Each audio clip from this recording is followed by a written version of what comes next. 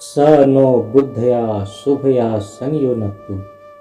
आनंद वचनामृतम चतुर्थ खंड। भारत के इतिहास में मदालसा एक महान चरित्र हैं। वे अपने पुत्रों के लिए 2 उपदेश दे गई थी। प्रथम उपदेश था, जीवन में सब तरह के संग का परित्याग करो। यदि वह बिल्कुल नहीं कर सको तो सत्संग करोगे। द्वितीय था, जीवन में सब प्रकार की काम वासना का त्याग करो। यदि बिल्कुल वह नहीं कर सको तो केवल मोक्ष की वासना रखोगे। हिंदू शास्त्र तथा अन्यान्य शास्त्रों में भी इस प्रकार की वासना का समर्थन है।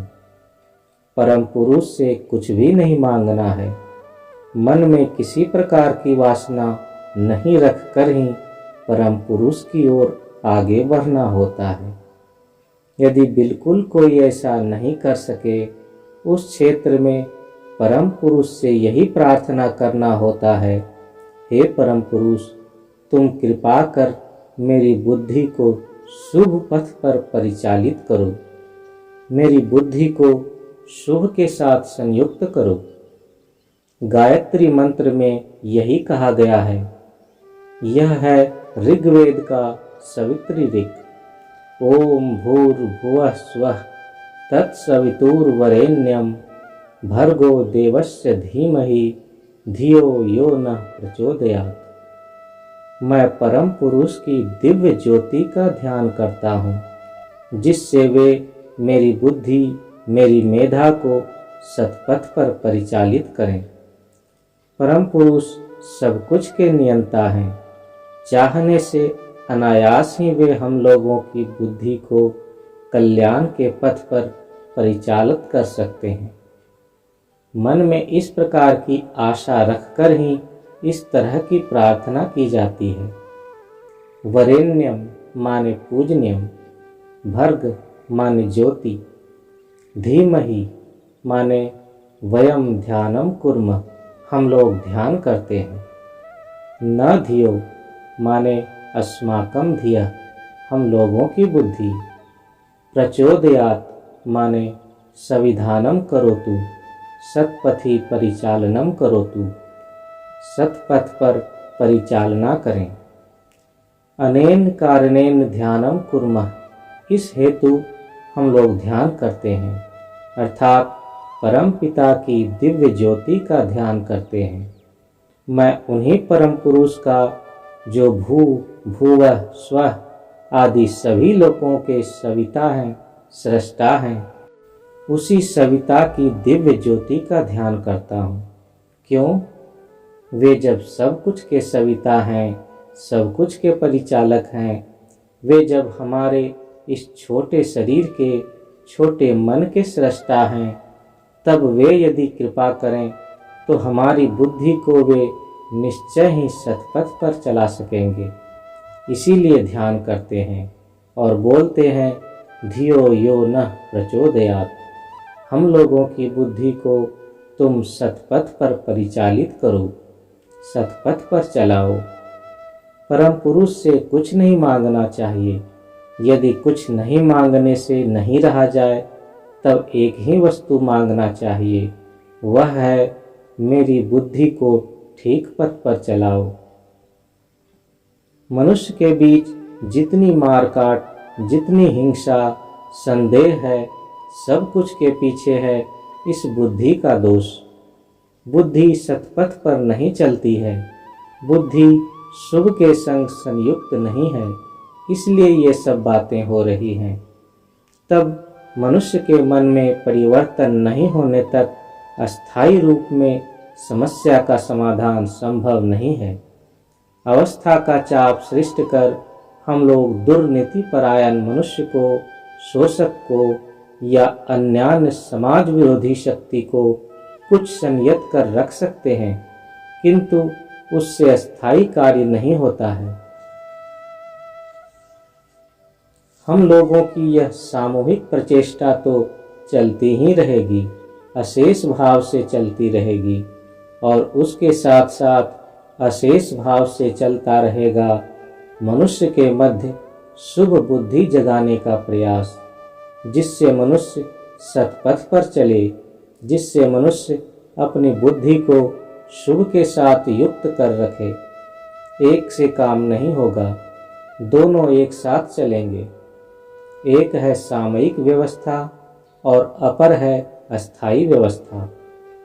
जो परम पुरुष के पास इस शुभ बुद्धि की प्रार्थना करते हैं, उनकी उन्नति होगी ही, उन्नति होना ही है। किंतु जिसने वह प्रार्थना नहीं की, अभी भी नहीं करता है या करने का विचार भी नहीं रखता है, उनकी भी प्रेरणा जगानी होगी, जिससे कि मनुष्य अपनी बुद्धि को शुभ के साथ संयुक्त कर रखे। यही है समाज धर्म। हम लोग यदि वैसा नहीं करें, समझना होगा कि समाज धर्म में विकृति आई है। इसीलिए धर्म प्रचार सामाजिक कर्तव्य है। सबको इस विषय में दायित्व ग्रहण करना होगा। यह किसी का अकेला दायित्व नहीं है, सभी सत मनुष्य का यह सामूहिक कर्तव्य है। वेद में है, यह एको वर्णो बहुधा शक्ति योगाद वर्णान्यकान निहितार्थो दधाति विचयति चान्ते विश्वमादौ सदेव स नो बुद्धया शुभया संयुनक्तु। जब कुछ भी नहीं था, जब इस वर्णमय विश्व की सृष्टि नहीं हुई थी, तब भी वे अवर्ण सत्ता थे। वे हैं और भविष्य में भी रहेंगे। उन्होंने अपनी बहुविध शक्ति के द्वारा इस वर्णमय जगत की सृष्टि की है। सृष्टि के आदि में वे अकेले थे, सृष्टि के अंत में भी वे अकेले ही रहेंगे।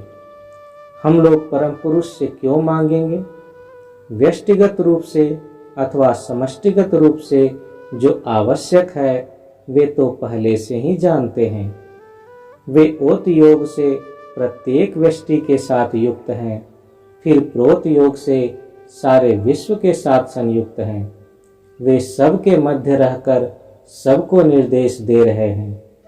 मनुष्य अपने स्वार्थ के संबंध में जितना कुछ जानते हैं, परम पुरुष उससे बहुत अधिक जानते हैं।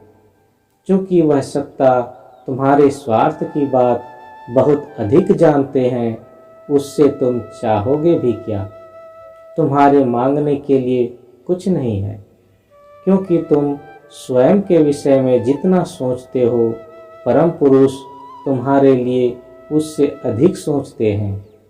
तुम स्वयं को जितना समझते हो, वे उससे भी बहुत अधिक समझते हैं। तथापि यदि कुछ बोलना ही है तो बोलना उचित है, स नो बुद्धया शुभया संयुनक्तु।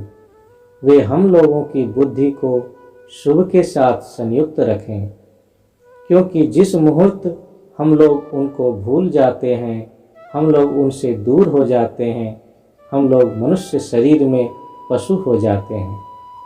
और जिस मुहूर्त हम लोग उनकी बात सोचते हैं, मनुष्य के शरीर में अति मानव हो जाते हैं। इसलिए हम उनसे यह प्रार्थना करते हैं कि कभी हम उनको ना भूलें, अर्थात सब समय शुभ के साथ संयुक्त होकर चलें। वे हम लोगों में ध्रुवा स्मृति जगा दें। स्मृति माने याद रखना, ध्रुवा स्मृति माने सब समय स्मरण रखना। सब समय के लिए एक ही सत्ता को स्मरण रखना होगा, उन्हीं परम पुरुष को। उससे क्या होगा? हम लोगों की बुद्धि सब समय शुभ भावना लिए रहेगी, सब समय ही शुभ के साथ संयुक्त रहेगी। यही मनुष्य की एकमात्र प्रार्थना होनी उचित है। श्री श्री आनंद मूर्ति, कलिकाता, प्रातः दर्शन, 11 नवंबर 1978।